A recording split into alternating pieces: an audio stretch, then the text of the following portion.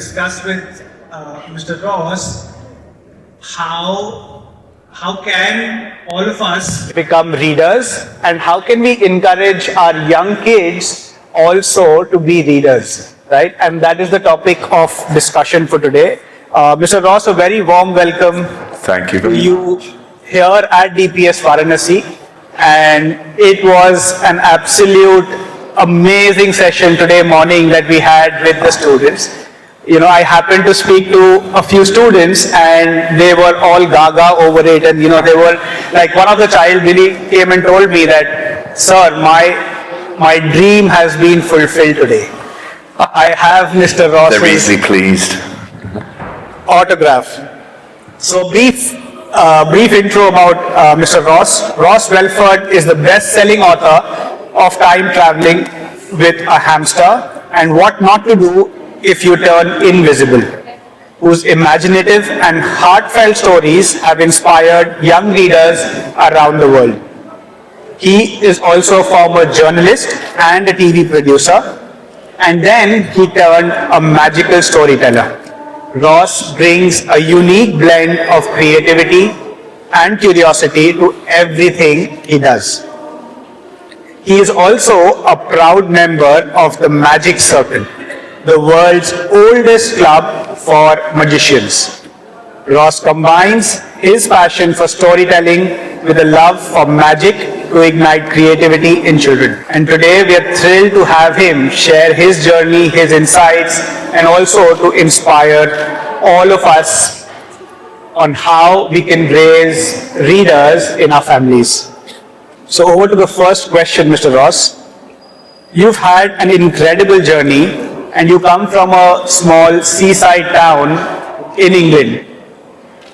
And you had an incredible journey as an author, as a celebrated children's author.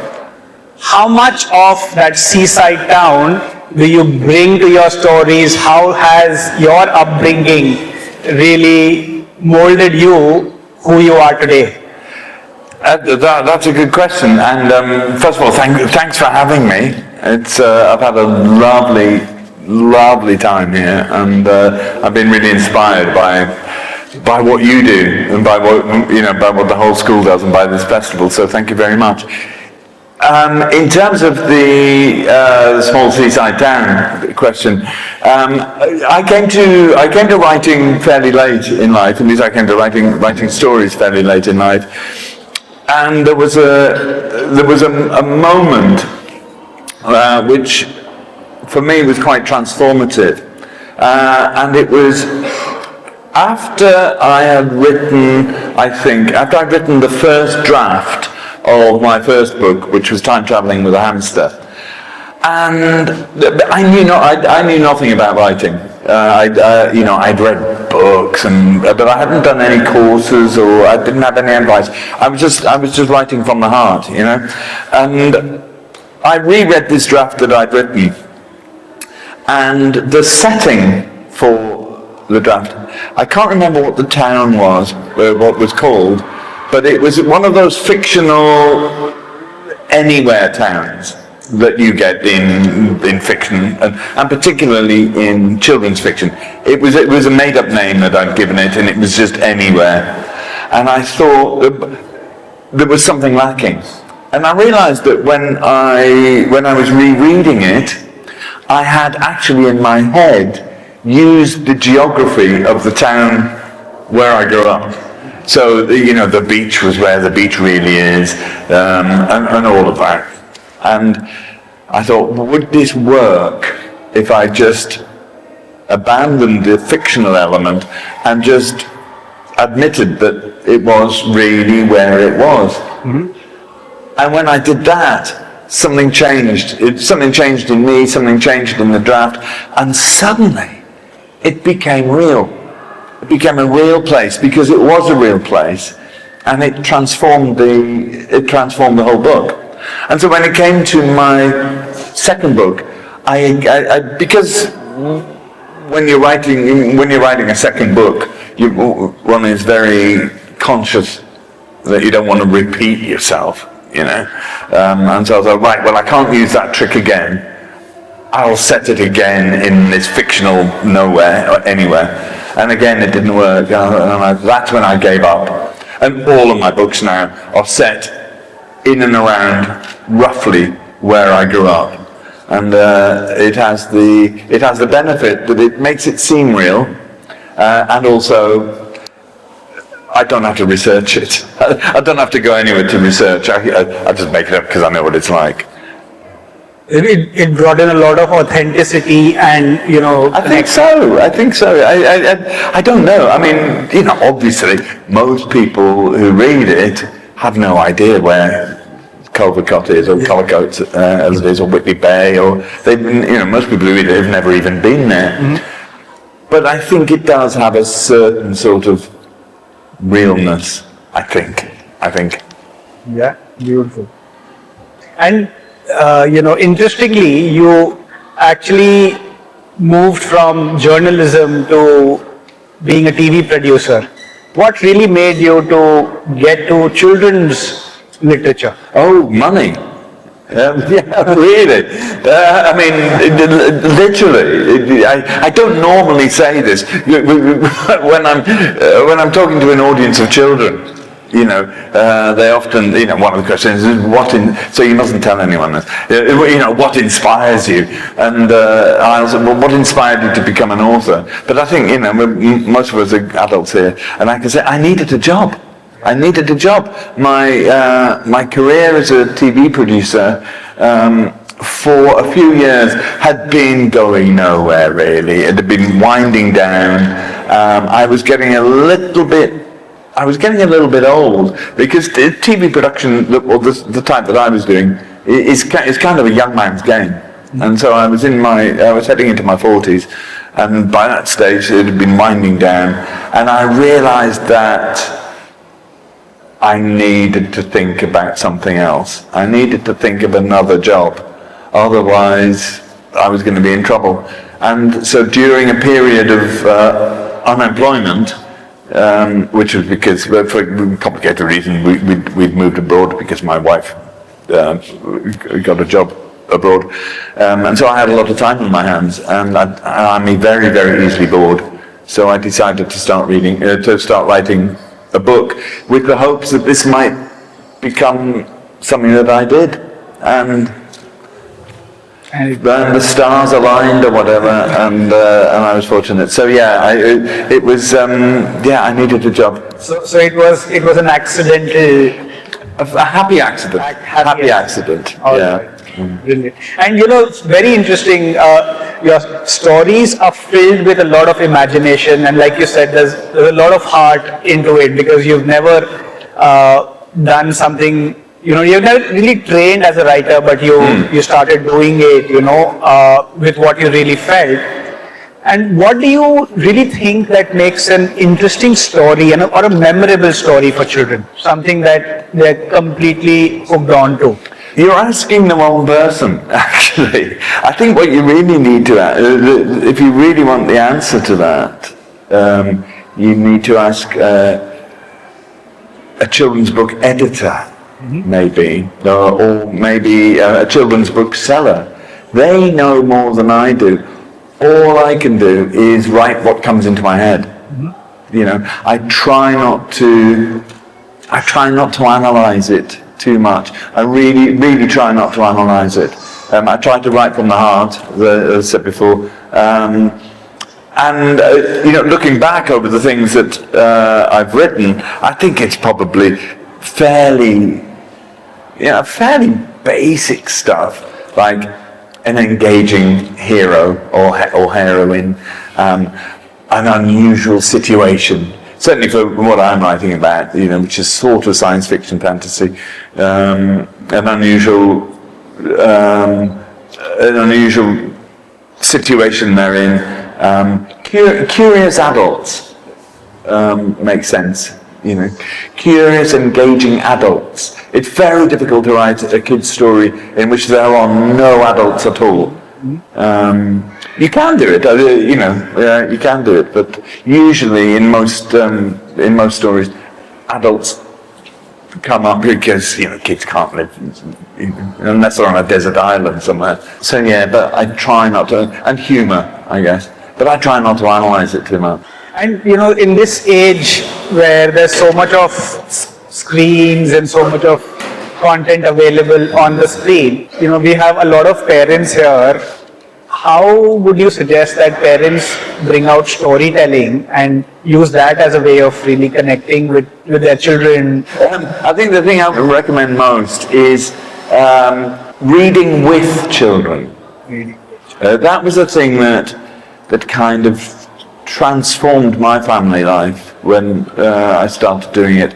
I think it's very, very tempting for parents to think that as soon as children can read, which is around about age 6 or 7 or something, maybe a bit younger, well, that's fine, they're reading, they're on their own, leave them be. And you can do that up to a point, but I think the warmth and the joy of sitting with the child and reading to the child and pointing to the pictures, and then later on just getting a really, really good book and having story time. It's transformative for children. It really, really is.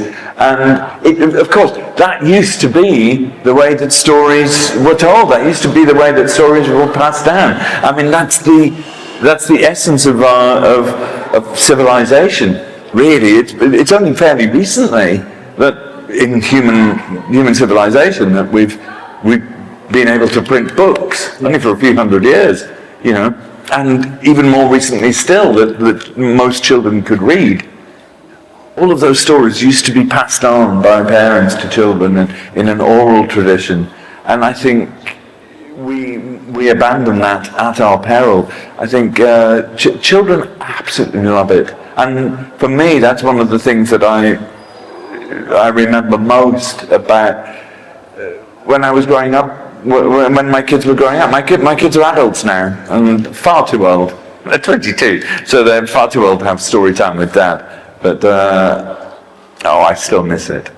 Yeah, absolutely. So I think my kids are also, my son is 4 and my daughter is 7.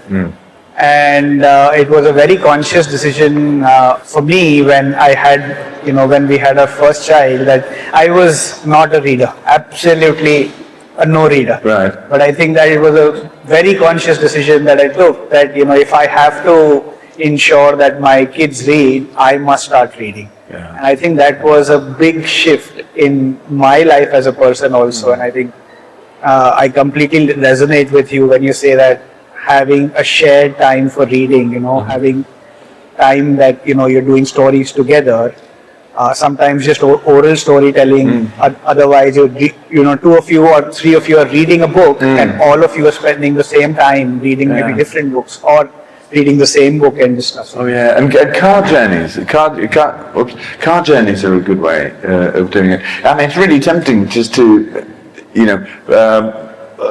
put the audio book on. Yeah. But no, kids absolutely love. At least mine did. The kids love Dad tell us a story. You just make one up. They don't care that it's rubbish. Yeah. They really, really don't care. Yeah.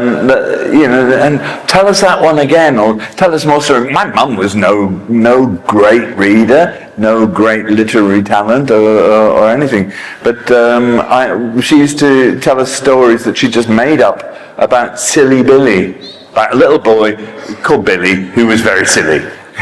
Silly Billy. Mum, tell us a Silly Billy story. And she would just make up something, some mad thing that this kid did. Absolutely, we loved it.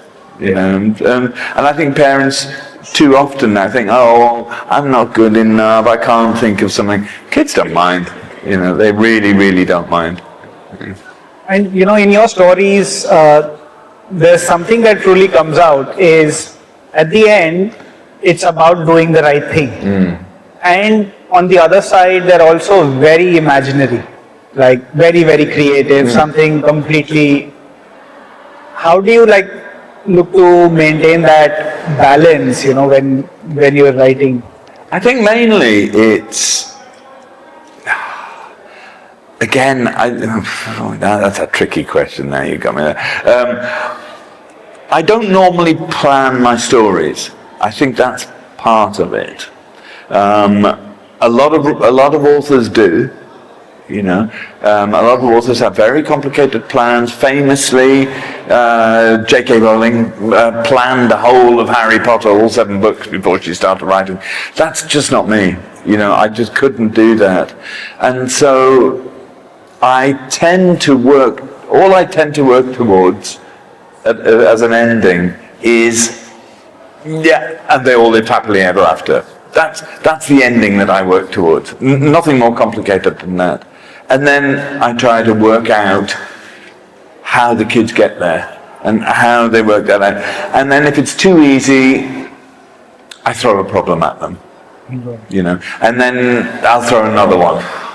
And very, very often, I don't know how I'm going to solve it, And that's one of the most exciting things about writing without a plan, as I do, is I'll just put a cliffhanger in, and then I'll go to bed, or I'll go off and do something. But it'll be ticking over in my mind. It'll be ticking over, and I think, how do I get out of that? How do I get out of that? And if I can't, then I go back and I change it, But usually I'll try and think of a way out of it, and that way we get towards that happy ever after. Lovely. And I shared in the beginning, you're also a member of the Magic Circle. I am. And, it is one of the most coveted magicians group. Right? Yeah, it is. It's a funny thing, yeah. Would you like to tell us a little bit more about this prestigious group and how your interest in magic came about? I couldn't tell you. It's too secret. No, it's not. It's not really secret at all. It's a magical club which was set up about a bit more than 100 years ago by a bunch of professional magicians. And for a long, long time, get this, for a long time they wouldn't admit women. Okay, they do now since about 1990. So it's a long time they haven't, because apparently women can't keep secrets. I'm sorry, I didn't make up these rules. It's ridiculous. I think about 30 or 40 years ago they realised that this was ridiculous, and it's kind of like a social club as well. But you do have to pass an audition. Most magical clubs, anybody can join just if you're interested in it. The Magic Circle, it does make you undergo an audition to join, and that is very nerve-wracking, because you're performing not for a regular audience. You're performing for a bunch of magicians who are all sitting there like, right, entertain me, and there's no hope of fooling them. You're not trying to fool them. You just basically they just want to know that you're not rubbish. Yeah. And you go across many schools across the world, and something that you do is you really excite kids with some of your magic tricks. Well, it's a fun thing to be able to do, And how would love to hear from you how, like, some of the responses from students that have really stood out for you when you've done a magic trick, and how. You know what the funny thing is normally when I come to the Q&A at the end of a session, it used to be, right, has anybody got any questions? And load of hands up. How did you do the rope trick? How did you do the book trick? How did you do that? And now I have to say, right, I'll answer any question you like, except how I did the tricks. I can't answer those. So your books, like Time Traveling with a Hamster, inspires readers to think beyond the ordinary. And you come up with these, various ideas, extraordinary ideas. The question that I'm asking is, coming from, I met this gentleman from the world's largest lesson, and it is an initiative by the UN. Right. And he shared a very interesting piece of data with me, and he said that, Siddharth, at the age of 3 years old, probably 99% kids are very creative. But when you look at the same data at the age of 35-year-old, probably 2% people remain creative. It's a real shame, isn't it? So how should, what can parents really do such that this creativity? Okay, that's interesting you mentioned that, because I was at a school in England only about 2 weeks ago, and I've been thinking about this a lot very recently. Is that I went to the school, and in addition to doing the magic show with all of the books and everything, I also do more intimate writing workshops. And how I do the workshop is I give the kids an opening sentence for a story, and then I'll give them picture clues to continue it in whichever way they choose. You know, and this goes on for about 3 paragraphs, and they all end up. Nearly all of them, they all end up with a chapter of their first book that's completely different. They're all different, and they all get a sense of achievement. Even kids who don't think that they're very good at writing, they all get this sense of achievement at the end of it. And I absolutely love doing it. And children of about 7, 8. Nine are the best at it. 9-year-olds and 10-year-olds are the best at it. 11 and 12, they start to become a little bit more reticent, a little bit more reluctant to do it. And very often, I always say to the teachers who book me to do these things, I say, by the time you get to 13 or 14, it's best if you pick the kids. Hand-pick the kids to come to the workshop, because by that age, a lot of kids have decided, I can't do this. I can't do this. And the reason I'm thinking about this, there was one kid at this thing about 2 or 3 weeks ago.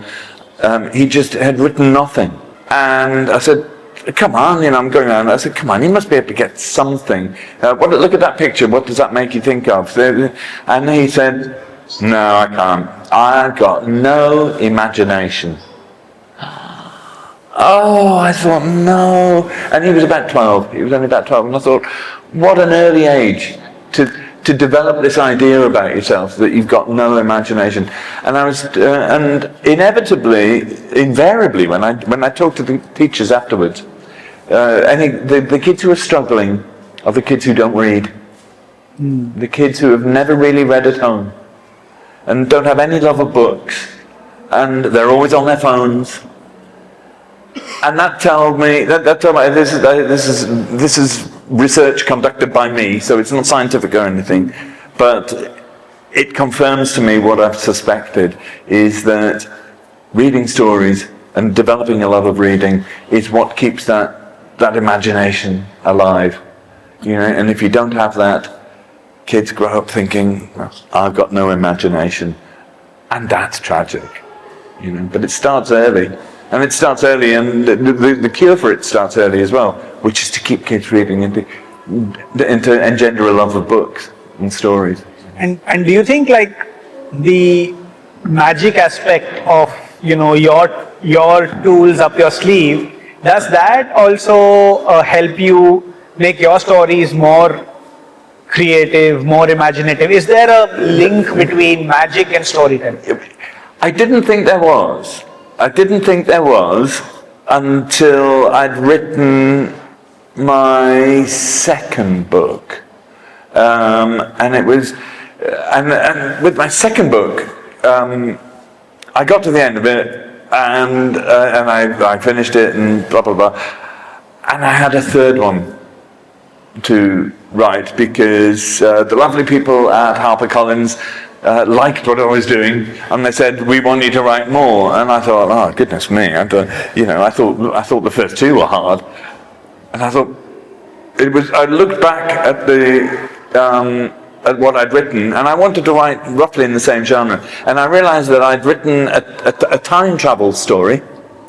Well, that's something that's impossible, you know. I'd written the second one was called What Not to Do If You Turn Invisible. So that's about a kid becoming invisible, and that's impossible. And only then did I realize, I'm writing about impossible things becoming real. That's what a magic trick is. Oh, that's what I'm doing. But it wasn't until I'd written the first two that I realized that basically I was doing magic tricks but with words.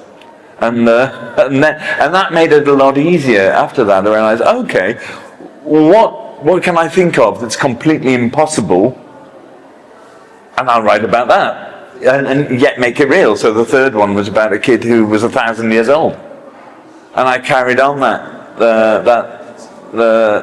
road. Now I know what I need to write about. I think of something that can't happen, and then I make it happen.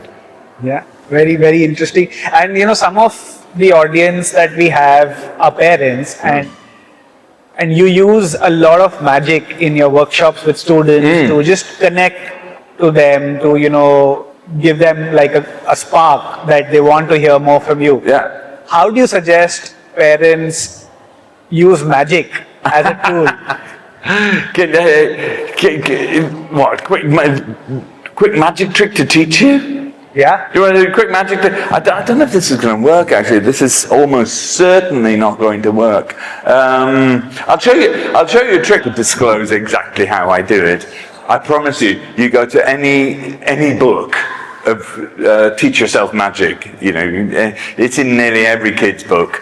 Okay, if you're that interested, you know, most people are not. Okay, I call it the time travel rope trick, and the idea is that when I count to 5, 1, 2, 3, 4, 5, I'll cut the rope into 2 pieces. That's the easy bit. Okay, the time travel happens when I count backwards. I count backwards from 5 down to 1, and we go back in time about 30 seconds. That's all. And I keep it easy. Back in time, 30 seconds to when the rope was in one piece. And it goes like this: 5, 4, 3, 2, 1, and the rope is back in one piece. How about that? How about this? Did you say? He's looking very confused here. You want me to do it again? He's saying, oh, he didn't cut the rope, he didn't cut the rope in the middle. You know, tell you what, we'll do it this time. We'll go back in time to when the rope was in 2 pieces.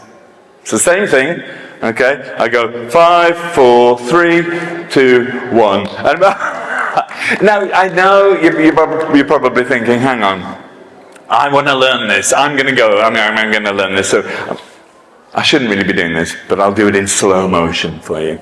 We'll do it in slow motion, and it goes like this: 5, 4, 3, 2, 1. Ta-da! And I realise that's imperfect. Ready to join in now. Okay, you can channel your inner 10-year-old. Okay, we will all time travel. You will all be a little bit younger. Now you're interested. We'll all be a little bit younger. On my command, I want you all to join in with the countdown from 5 down to 1. You will see the knot drop off the rope. You will see the rope go back into one piece, and you'll all be a little bit younger. Are we ready? Go. 5, 4, 3, 2, 1. And there we go. Back into one piece. You can check that out. The time travel rope trick. Thank you. And now we know how you get the students hooked to your sessions. Yeah.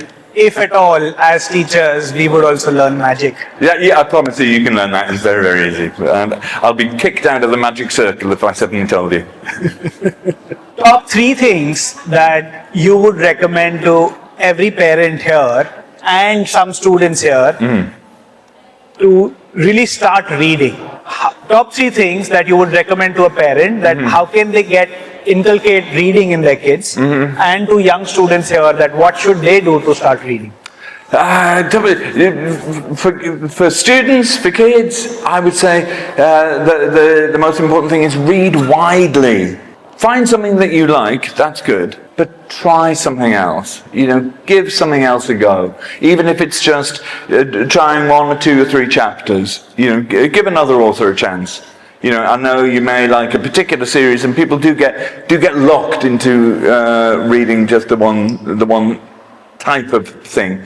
Give other stuff a chance. Give non-fiction a chance. Non-fiction. There's loads of really good, engaging non-fiction as well. So if you're struggling with fiction, try non-fiction. There's some great stories for non-fiction happening in non-fiction. For parents, I would say start early, but also allow children to choose themselves. My parents were really, really good like that. I had 3 older brothers and sisters, and so I was lucky. I grew up in a house full of books because they'd all read them all. My parents didn't care what I read, so long as I was reading. I was in a corner reading. I was quiet. My mum was happy. So she wasn't that bothered about what I read, which is a good thing. And the other thing that I would say, which is, well, it's not controversial. It's just people are not used to hearing it. I would say, go easy on the stories that promise to teach a lesson. A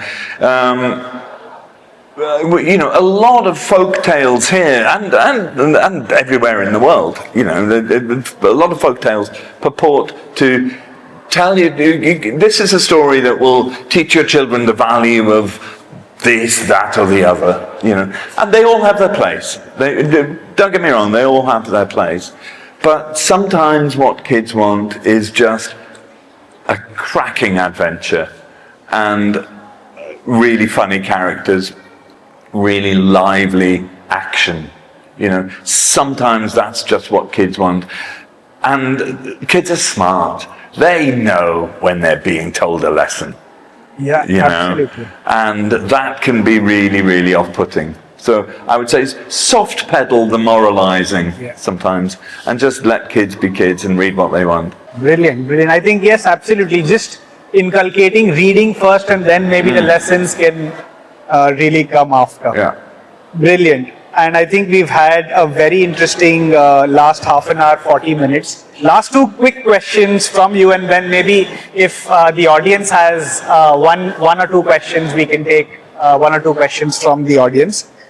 Which is your favorite children's book growing up? Growing up, it was The Magic Faraway Tree by Enid Blyton. I absolutely loved that book. It opened up. Looking back, it's only now as an adult I look back and I realise that it was quite a modern book. That hole in the cloud at the top of the faraway tree, now we'd call that a portal. A portal to another land. I mean, Enid Blyton didn't call it that. I don't think the word had been invented back in 1950 or whenever she wrote it. It was a portal story, and I absolutely loved that. So that was my favorite as a kid. And if you could time travel, where would you time travel to? I would time travel to the future. The past is the past. There's nothing we can do about it. But my goodness me, I'd like to time travel to see if all of these things that we're trying now have come true. Can we actually go to Mars? Is that really going to happen? I'd love to find out. Brilliant. That was lovely. Do we have maybe one question from the audience? If anybody has something and would like, yes, someone there. So, Hi. So how would you dive deep into the ocean of words and find the finest pearls of words? What? You're a poet, my friend. Diving deep into the ocean and finding the finest pearls of words. I take a deep breath and I hold my nose and I go. No, I'm not sure. Normally I paddle. I'm a paddler because when you're writing for children particularly, it's very tempting to, well, any sort of writing, I'd say it's very tempting to do that, to reach for difficult words, reach for that perfect word. Sometimes children don't want to read that, and sometimes the right word is the simplest word, and I would say that a lot of amateur writers make the mistake of trying to make their writing too flowery, and sometimes what you really want is those pearls that you can find on the beach that make it more acceptable, accessible. Does that make sense? Thanks. Thank you. Thank you, Mr. Ross, for sparing your time, coming all the way to the city of Varanasi and spending the day today with all of us at DPS Varanasi. It has been a very enlightening time for all of us, have conversations with you, and I'm sure the last half an hour for everybody in the audience has been very, very interesting, and especially we are eager to know about the rope trick. Thank you very much. The pleasure's been mine. Thank you. Thank you very much. A big round of applause for Mr. Ross.